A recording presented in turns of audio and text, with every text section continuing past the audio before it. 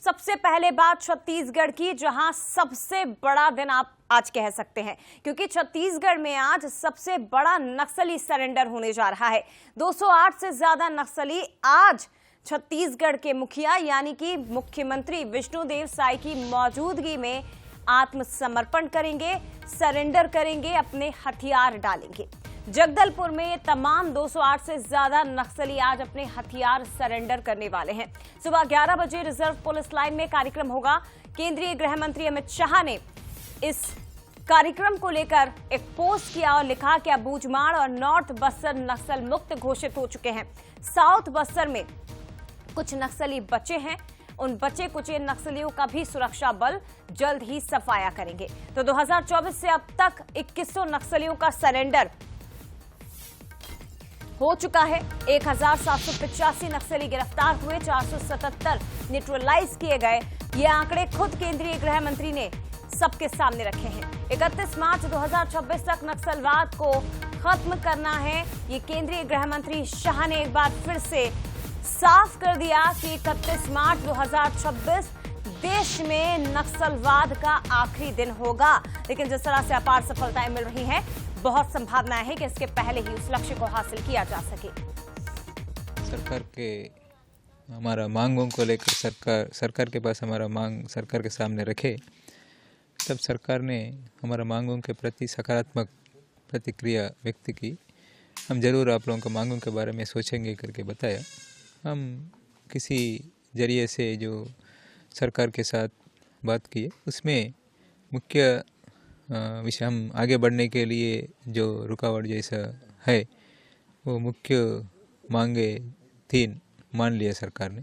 अभी कर रहे हैं लेकिन वो मेल नहीं खा रही है, तो इसके वजह से इस बदलती हुई परिस्थिति के तहत हमने जो हमारे पुलिस ब्यूरो कॉमरेड सोनू दादा ने अपने कैडर के लिए और जनता के लिए जो अपील पत्र जारी किए थे, और इसके पहले हमारे पार्टी की महासचिव ने भी लगभग 2025 अप्रैल में।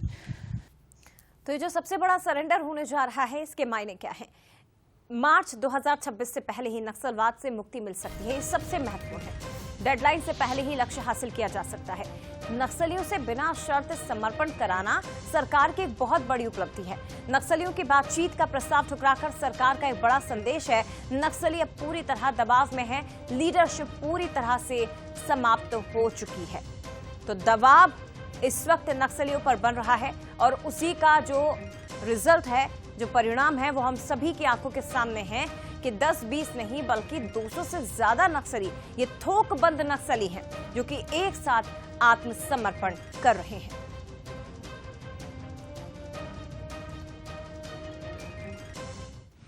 गोंडी का शब्द पूना मार्गम, आप देखिए पीछे मंच पर वही लिखा हुआ दिखाई दे रहा है। इसका हिंदी में मतलब होता है सुंदर रास्ता, यानी कि जंगल से निकलकर वे 203 नक्सली जो आत्मसमर्पण करने आ रहे हैं, उन सभी के लिए अब रास्ता जो है वो सुगम होगा।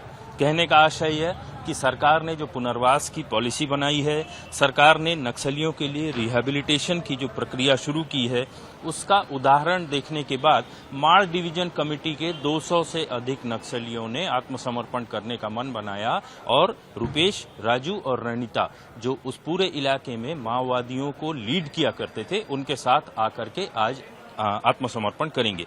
ये मंच जो आप देख रहे हैं, इस मंच पर मुख्यमंत्री विष्णुदेव साय, डिप्टी सीएम विजय शर्मा और उसके अलावा बस्तर के जो पुलिस और प्रशासन के ऑफिशियल्स हैं, इन सारे लोगों के सामने वे नक्सली हथियार डालेंगे।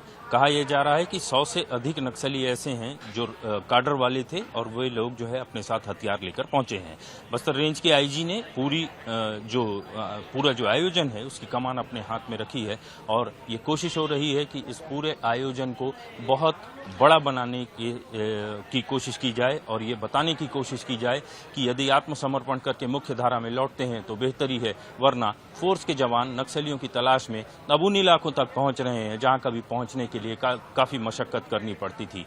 कहा यह जा सकता है कि इस सरेंडर को ऐसा दिखाने की कोशिश की जा रही है कि इससे बेहतर अब नक्सलियों के लिए कोई रास्ता नहीं बचा है। तो जो शेष बचे नक्सली हैं, जो शेष बचे लड़ाके हैं, जो अब भी बंदूक लेकर चल रहे हैं, जिन्होंने लोकतांत्रिक व्यवस्था पर अपना भरोसा नहीं जताया है, उनके लिए इसे एक माइलस्टोन के रूप में सेट किया जा सके ताकि उनका भी मन बदले और वे भी मुख्य धारा में वापस लौटें। कैमरा पर्सन दीपक के साथ रजत वाजपेयी, बंसल न्यूज, जगदलपुर।